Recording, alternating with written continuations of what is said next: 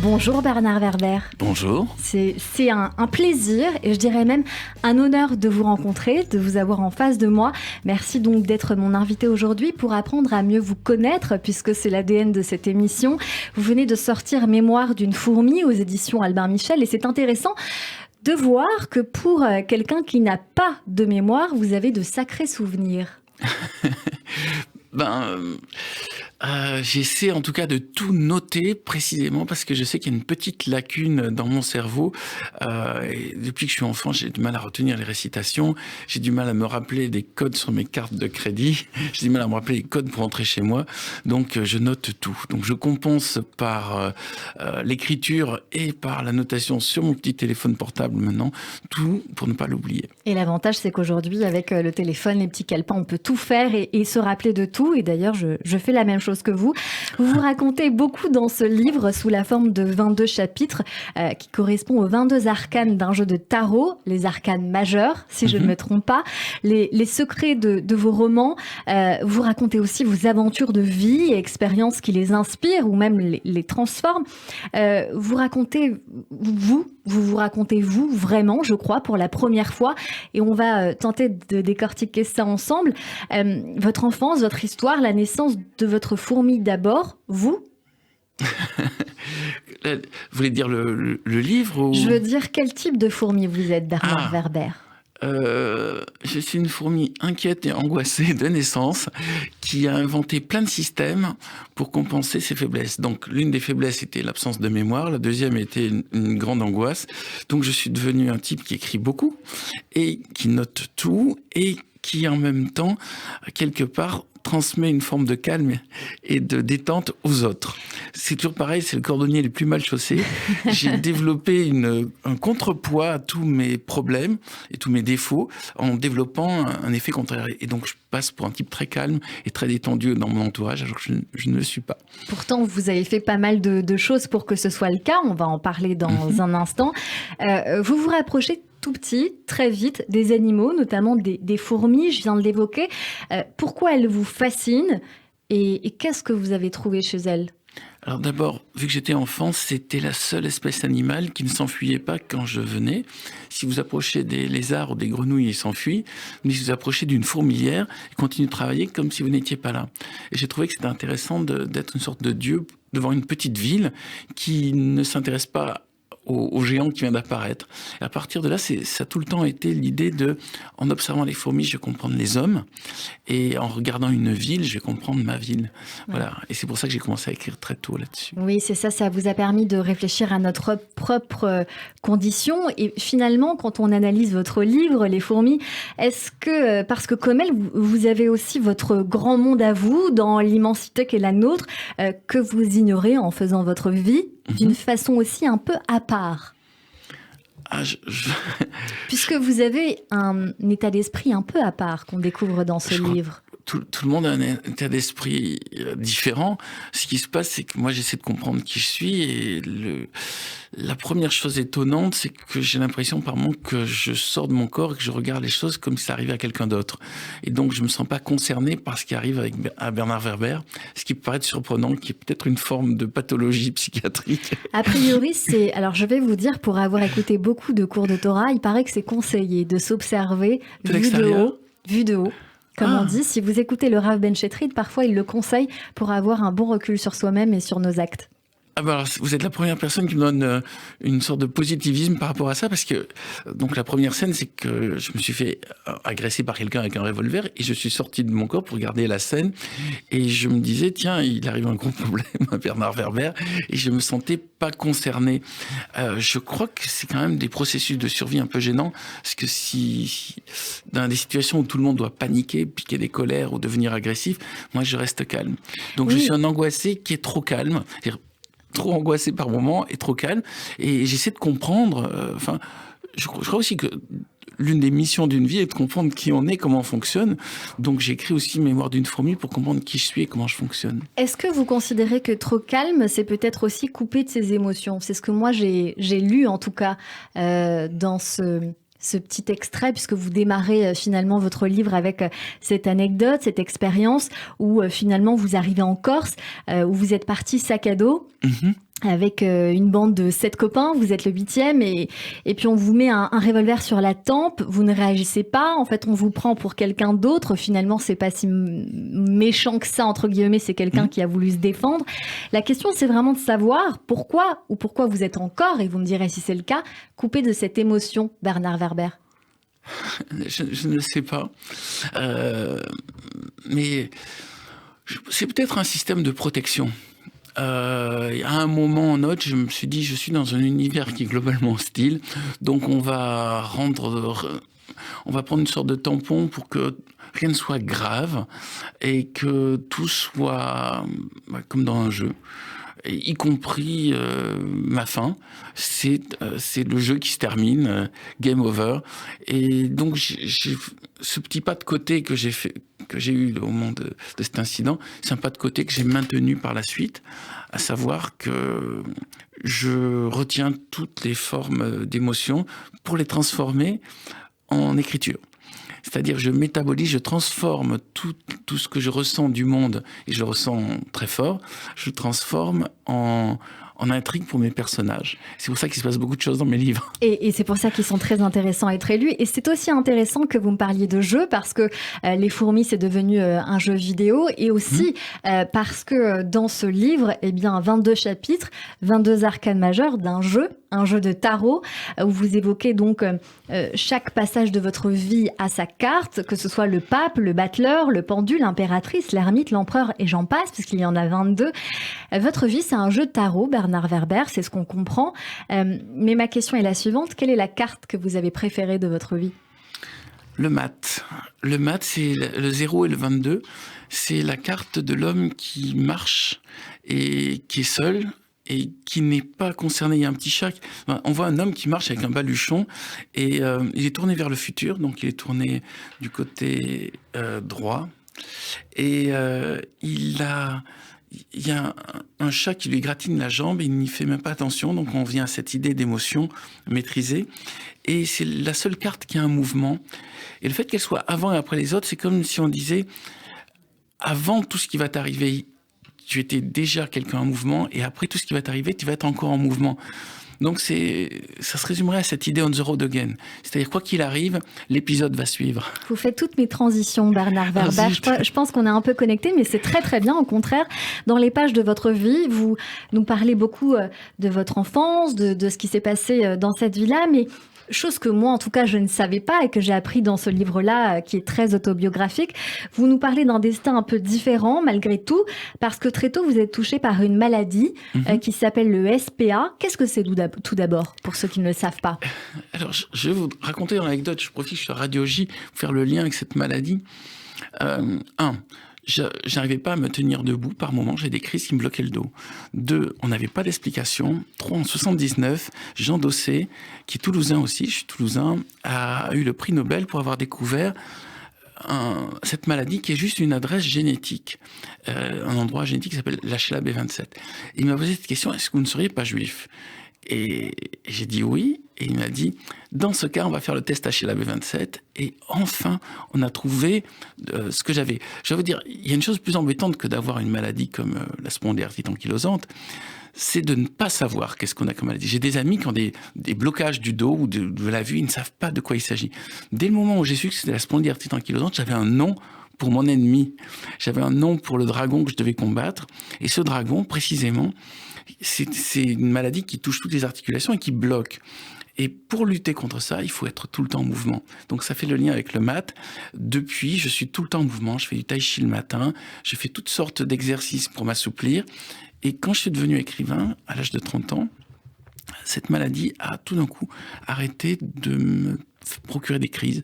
Et j'en ai déduit, il faut se débrouiller pour être heureux, et que la meilleure thérapie pour toutes les maladies, c'est de faire ce qui nous plaît, de vivre de sa passion, et de ne pas vivre dans une situation où on subit le monde.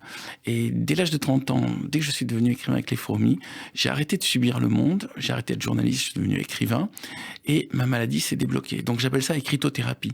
On peut se soigner par l'écriture, mais je vais ajouter un élément un peu plus développé, on peut se soigner par la joie. quelque part, ce monde est un peu injuste. Quand vous êtes malade, vous devenez triste, et plus vous devenez triste, plus vous devenez malade. Mais le système peut être inversé. Quand vous êtes guéri, vous devenez joyeux, et plus vous devenez joyeux, plus vous devenez guéri. D'ailleurs, je crois que c'est aussi dans la Bible, il y a cette idée, Dieu aime les gens qui sont dans la joie. Donc il faut se débrouiller d'une manière ou d'une autre pour être joyeux, même si ça va pas, ne serait-ce que pour être en bonne santé. C'est une autre transition que j'ai envie de faire, parce que vous aviez voulu faire un parallèle avec justement votre judaïsme dans ce que vous nous expliquez. Peut-être aussi que ce poids vient du passé, peut-être de vos ancêtres, puisque c'est le parallèle que j'entends derrière ce que vous venez de nous dire. Bernard Werber, vous êtes né le 18 septembre 1961 à Toulouse, on repart dans le passé, et je crois donc savoir, et vous venez de nous le confirmer, que vous êtes juif polonais de vos 2 parents, mais aussi de vos 4 grands-parents. Racontez-nous un tout petit peu leur histoire pour comprendre la perception qu'on peut avoir aujourd'hui sur tout ça. Alors, dans la Genèse, ma mère, un jour, me disait, on fait partie d'une tribu qui fournissait les femmes pour le roi Salomon. Donc, je ne sais pas où elle m'a sorti ça, mais je ne sais même pas que ça existe. Mais donc, ça se peut que mes origines remontent très très loin. Enfin, mon judaïsme est très ancien. Quand j'ai fait le test 23 et moi, ils m'ont mis 97% juif ashkénaze, qui est quand même beaucoup. Beaucoup. Et il y a l'air d'y avoir des apparitions d'un Italien, d'un Espagnol et d'un Yakoute qui sont venus mélanger leurs gènes et qui, quelque part, peut-être m'ont permis d'éviter les 100%. Et 100%, je pense que j'aurais peut-être d'autres problèmes de santé qui seraient liés à un manque de brassage génétique. Ma famille, donc mon grand-père paternel, Werber, qui s'appelait Isidore Werber, Isaac, est venu en 1900. Il a quitté la Pologne parce qu'il sentait que l'ambiance n'était pas très bonne, déjà à l'époque. Et il est venu à Toulouse, il s'est installé à Toulouse, mais est arrivé la guerre de 14-18. On lui a proposé de rentrer dans les corps francs pour avoir la nationalité française. Il a préféré s'abstenir, ce qui lui a permis de vivre. Et après, ils sont retrouvés dans un camp où se retrouvaient tous les étrangers. Et dans ce camp, il a sympathisé avec quelqu'un qui lui a fourni un travail après de photographe. Et il a réussi comme photographe à Toulouse. Il est revenu dans le village Skalat, qui est actuellement en Ukraine. Mais son village natal, Skalat, il a demandé est-ce qu'il y a une femme qui parle français? Et c'était ma grand-mère. Ils se sont mariés. Et c'est comme ça qu'ils ont fait le parcours de tous les émigrants, à savoir le petit magasin, puis le grand magasin. Et puis quand est arrivée la Deuxième Guerre mondiale, ils ont fui en Espagne, et notamment à Barcelone. Et là, il y a une organisation qui s'appelle le Joint, qui a demandé s'il y avait des enfants mineurs. Et mon père avait 17 ans à l'époque à Barcelone, et il a pu voyager dans un bateau portugais pour rejoindre New York. Et à New York, j'essaie de vous la faire rapidement, il s'est engagé dans l'armée américaine. Pour devenir mécano de tank, donc dans l'armée. Durant le débarquement. Durant le débarquement, donc il n'a pas fait le débarquement. Votre mère Céline était prof de piano. Oui. Pendant sa jeunesse, votre père, donc François Werber, ils avaient tous deux un magasin de vêtements. Par la suite, donc dans votre histoire, vous avez une sœur, Muriel, et donc avant cette rencontre, votre papa était aux États-Unis avant d'arriver en France. Quel genre d'enfance vous avez eu, vous, Bernard Werber, le petit enfant qu'on disait sans mémoire, et quels sont vos souvenirs de puce? Alors, tout d'abord, vous savez, j'aime bien cette phrase, un génie, c'est un type normal avec une mère juive. J'aime beaucoup. Mais ça sous-entend aussi qu'elle m'a mis une pression très très forte. C'est-à-dire, elle a décidé que j'étais artiste et que j'étais très fort. Et elle m'a pas demandé mon avis. Oui. Donc, je pense que je suis un type normal, mais la pression maternelle a été tellement forte qu'au bout d'un moment, j'ai essayé d'être à la hauteur de cette. Je faisais plein de choses pour essayer de lui dire maman, même si j'ai une mauvaise note à l'école, même si je peux faire d'autres choses. Je dois avoir un talent quelque part. ne nous fions pas à ce que racontent les professeurs qui disaient que j'étais nul, quoi. Et il y a eu un moment où, en effet, j'ai pu montrer que je savais faire quelque chose de différent. C'est quand j'ai écrit l'histoire d'une puce qui escaladait un être humain. Et la première phrase, cette dissertation, c'était je suis une puce née d'une mère pucelle et d'un père puceau. Et le professeur m'a dit j'ai beaucoup ri, mais votre première phrase, un jour vous comprendrez, n'est pas adéquate. Et après, je me suis dit tiens, j'arrive à faire rire les gens en racontant des bêtises. Donc ma mère pensait que j'allais être ou pianiste ou peintre, et je suis devenu finalement écrivain. Votre père, lui, vous a appris à jouer aux échecs, un résumé de la vie, disait-il, où ce qui vous intéressait, vous, ce n'était pas du tout de gagner, mais de surprendre, comme les histoires que vous racontez aussi votre père et que vous transmettez aussi aujourd'hui. Oui, les échecs, en fait, ça fait vraiment partie, je veux dire, la culture ashkénaze. Parce que j'ai lu beaucoup de choses sur les échecs, et chaque fois, j'ai l'impression de voir en quoi cette angoisse, cette paranoïa, cette chose génétique un peu lourde qui a été transmise, peut malgré tout aboutir à voir plus de scénarios. En fait, peut-être que toutes les persécutions qu'ont connues les Juifs ont rendu les Juifs tellement paranoïaques qu'ils voient des scénarios du futur plus en profondeur que les gens qui ont des vies normales. Donc, les échecs aussi, c'est une manière de communiquer. C'était un dialogue avec mon père. On jouait les pièces et en même temps, la manière dont bougeaient les pièces, quelque part, il se créait un lien. Et j'ai reproduit ce lien avec mes 2 fils, où j'aurais appris à jouer aux échecs. C'est un temps où on est au calme et chacun, l'un après l'autre, on s'exprime pour aboutir à une victoire ou un échec. Mais c'est déjà un temps d'échange. Un temps d'échange, j'entends dans ce que vous me dites, Bernard Werber a un petit poids du passé, avec une façon aussi de vous en libérer en occupant votre esprit, que ce soit par l'échec ou par la littérature et l'écriture. J'ai lu votre livre où vous dites que beaucoup de gens vous ont inspiré, mais une rencontre a été aussi à l'origine de ce détachement et de cette volonté finalement de laisser votre esprit se libérer de quelque chose. Après la mort de votre grand-père que vous aimiez énormément, Isidore, et la maladie dont nous avons parlé, un déclic qui arrive, qui vous donne non seulement l'envie d'écrire, mais de voir autre chose. Et c'est une rencontre qui va changer votre vie avec votre pape. Alors maintenant je m'en souviens, c'était au CCVL. Vous voyez ce que c'est? Je suppose que c'est une colonie, puisque c'est les colonies de vacances juives. Tout à fait. Et donc j'ai rencontré... Moi j'ai connu Shalom Loisir, donc du coup on est un petit peu loin, mais ça doit parler à beaucoup de nos auditeurs. Je ne sais pas si le CCVL existe encore d'ailleurs, mais je ne sais même pas à quoi correspondent les lettres. Mais c'est de ça qu'on consistait à rester à Hyères, dans la ville d'Hyères, avec tout un groupe de gens. Et je repère à un moment un garçon qui est extrêmement calme, détendu, et qui me semble hors du système. Il s'appelait Jacques Padovani. Et je lui ai dit, c'est quoi ton truc pour être aussi calme et aussi étendu? Il m'a dit que c'est le Raja Yoga. Et je lui ai demandé ce qu'il m'enseigne ça. Et ce qu'il m'a enseigné va bien au-delà du Raja Yoga. Il m'a appris à respirer, il m'a appris à regarder, il m'a appris à faire les choses en conscience, il m'a appris à faire des exercices de méditation qui sont très très poussés, des exercices qu'on ne trouve pas dans les clubs de yoga. Et, que vous avez essayé, mais sans trouver ce que vous veniez chercher. Au début, en fait, il m'a appris à maîtriser mon esprit. Et quand je suis allé dans des clubs de yoga normaux, je voyais juste des systèmes d'assouplissement. Et depuis, en tout cas, je suis dans la nostalgie de cette rencontre, de ce pape, comme vous dites, cet initiateur, donc pape en référence à la carte du pape, c'est-à-dire l'homme qui vous enseigne de la spiritualité, et une spiritualité très très forte.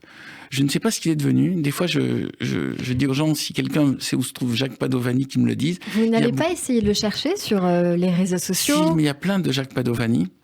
Et le mien n'y est pas. Vous ne pensez qu'il n'y est pas, mais il y a des photos surtout sur la Non, je fais regarder toutes les photos des Jacques Padovani et le mien n'y est pas. De toute façon, il a exactement mon âge, donc il est né lui aussi en 61 et il devait être au CCVL à Hyères. Alors Jacques Padovani, si quelqu'un le connaît ou si vous nous entendez, appelez Radio J. Voilà. Ce sera avec plaisir que j'aimerais le retrouver. Mais c'est étonnant comme une rencontre peut tout d'un coup vous apporter toutes les solutions. C'est comme, vous me disiez, vous suivez les cours... du Rav Ben Chetri. Voilà, il peut y avoir des rencontres avec des aides de spiritualité qui tout d'un coup vous montrent qu'à côté de ce monde et de la télévision et de tous les systèmes qui vous distraient, il y a un chemin autre, invisible, et ce chemin-là est vraiment sérieux, comment dire. Et c'est ce qui va vous aider quand tout sera effondré. Et c'est intéressant de le développer. Et donc de là, très tôt finalement, Bernard Werber, vous avez quoi, 14, 15 ans à l'époque? 14 ans. Vous vous ouvrez donc à des philosophies plus orientales qui passent par le corps et à des techniques donc de connexion, au voyage astral, le Hatha Yoga, le Raja Yoga, le Kundalini Yoga, le Zen, je le cite parce que c'est intéressant, la méditation transcendantale, la Kabbale sophrologie. aussi. Là, La Kabbale aussi. la Kabbale aussi. D'ailleurs, les 22 arcanes du jeu de tarot correspondent aux 22 lettres de l'alphabet hébraïque et le mot tarot est lié au mot Torah. Petite parenthèse. C'est très intéressant de le savoir. Quelle technique vous avez préférée et qu'est-ce que cela vous a apporté dans votre vie, Bernard Werber, tout ça? Alors, je ne mettrai pas un nom dessus, mais étant 97% juif ashkénaze, mon lien avec la Kabbale et avec l'arbre séphirotique est très très fort. Même dans l'enseignement, quand je fais des masterclass d'écriture, je leur dis, essayez d'introduire la géométrie d'un arbre séphirotique en 10 points dans votre structure et automatiquement votre texte va être plus solide. Je perçois les textes comme des architectures. Et pour qu'une architecture soit solide, il faut qu'il y ait une géométrie. C'est pas juste des mots alignés. Ou alors ça serait comme si vous empilez des briques pour pouvoir faire une cathédrale. Il faut que vous ayez une vision globale de la cathédrale. Et cette vision peut être transmise par l'arbre séphirotique. Je trouve dans les séphirotes une source de méditation, une source de spiritualité dynamique, puissante et vivante. Ce que je reproche à beaucoup de spiritualité, c'est que souvent, c'est des choses anciennes où on doit répéter des éléments sans en connaître le sens. Et dans la Kabbale ou dans le judaïsme tel que je le vis moi, il y a cette idée qu'il y a un message d'écologie. Par exemple, le Shabbat, c'est une notion de laisser la nature respirer. C'est la rupture de pattern. On fait un système, il faut l'arrêter pour qu'il puisse reprendre. Ça, c'est une découverte du judaïsme. Tout ce qui est autour de la diététique, le fait de ne pas mélanger le lait et la viande, le fait de l'hygiène des mains, tout le côté scientifique, logique, tout le côté écologique du judaïsme m'intéresse. Tout le côté où il faut répéter les prières dont on ne connaît pas le sens me gêne. Donc je l'applique pas. Mais je fais évidemment Kippour, je fais Pessah, voilà. Tout ce qui est lié à l'alimentation me semble passionnant. Et il me semble qu'à un moment, le judaïsme a été une sorte de religion du bon sens, mais du bon sens connecté à la nature. C'est-à-dire, c'était pas juste un système religieux, c'était une connexion comme peuvent l'être, par exemple, certaines formes de philosophie orientale, je pense au bouddhisme, ou certaines formes de philosophie qu'on retrouve chez les Amérindiens. Et je crois que qu'on soit juif ou pas juif, il y a cette idée qu'il existe une sorte de bon sens ancien, connecté à la nature, qui peut nous nourrir. Finalement, tout est dans la Torah, Bernard Werber. La Torah m'a l'air un livre dynamique et vivant. Et donc, chacun va y trouver ce qu'il y recherche. Je crois aussi à cette idée que un livre n'est pas quelque chose de figé. C'est un livre, c'est quelque chose qui est comme un miroir dans lequel on se retrouve. Donc oui, tout est dans la Torah. Merci Bernard Werber. On continue à parler avec vous et de vous dans cette émission, auteur de votre dernier livre, Mémoire d'une fourmi aux éditions Albin Michel.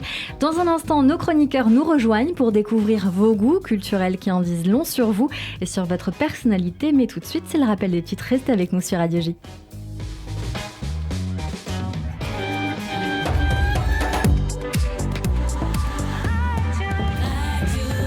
15h30, passé d'une minute sur Radio J. Bonjour et bienvenue à toutes et à tous si vous venez de nous rejoindre. Tout de suite, le rappel des titres avec Eva Soto.